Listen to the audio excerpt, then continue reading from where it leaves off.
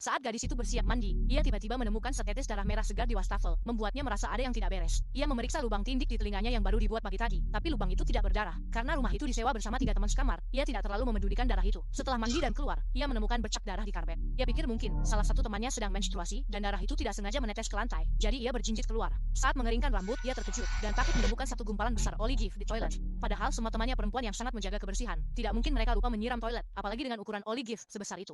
Itu tidak seperti suara yang biasanya dikeluarkan perempuan normal. Setelah itu, Amanda sadar ada sesuatu yang tidak beres. Pasti ada pencuri masuk ke rumah. Karena tidak yakin apakah pencurinya masih ada di dalam, Amanda segera berlari keluar dan menelepon teman sekamarnya. Tapi tidak ada yang mengangkat. Demi keamanan, Amanda memanggil pacarnya yang baru jadian beberapa hari. Tapi tak disangka, pacarnya malah iseng dan menakut-nakutinya saat membuka pintu. Oh, lakukan saja.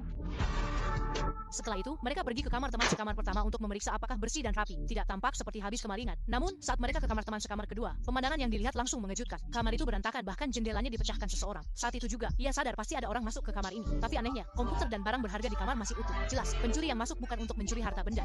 Namun, memecahkan jendela rumah orang lain hanya untuk ke toilet juga terasa tidak masuk akal. Untuk memastikan dugaan, mereka menuju kamar teman sekamar ketiga. Tapi pintu kamar ini terkunci dari dalam. Amanda segera menelepon temannya, tapi tidak ada yang mengangkat. Menyadari ada yang tidak beres, ia meminta pacarnya mendobrak pintu itu. Namun, meski sudah beberapa kali mencoba, pintu tetap tidak bisa terbuka.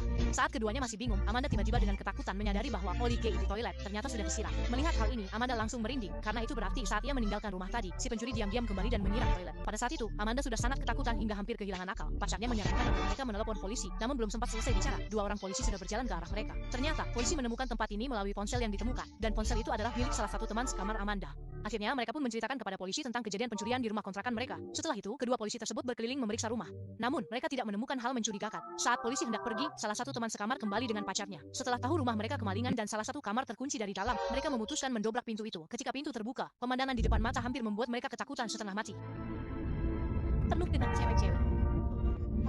Ternyata, yang tergeletak di kamar itu adalah mayat teman mereka. Setelah pembunuhan di kontrakan, polisi segera memasang garis polisi dan menutup lokasi. Teman sangat sedih, namun bersamaan, Amanda justru bersikap seolah tidak terjadi apa-apa. Bahkan bermesraan dengan pacarnya. Karena sikap ini, kepala polisi mulai mencurigai Amanda. Amanda akhirnya dibawa ke kantor polisi untuk dimintai keterangan. Karena kemampuan bahasa Italia Amanda kurang, polisi sudah lama bertanya, tapi tidak mendapat petunjuk. Polisi lalu memanggil penerjemah. Tak lama kemudian, polisi sadar Amanda berbohong. Amanda bilang toilet sudah disiram pencuri. Tapi saat polisi tiba di rumah, toilet belum disiram. Polisi pun memanggil teman sekamar Amanda untuk penyelidikan. Setelah mengetahui bahwa Amanda sering membawa pria pulang secara diam-diam, polisi menjadi semakin curiga padanya, dan diam-diam menyadap teleponnya saat dia meninggalkan kantor polisi. Tunggu sebentar, kamu masih di kantor polisi? Aku pergi sekarang. Ya, Chin. Dardino, kami membeli tiket. Oke? Kami ingin kamu pulang. Ada yang mengatakan Amanda mungkin tidak bersalah, sementara yang lain mengatakan teman sekamarnya pasti dibunuh oleh Amanda. Kantor polisi langsung gempar. Pada saat ini, syarif yang berpengalaman itu juga berbicara.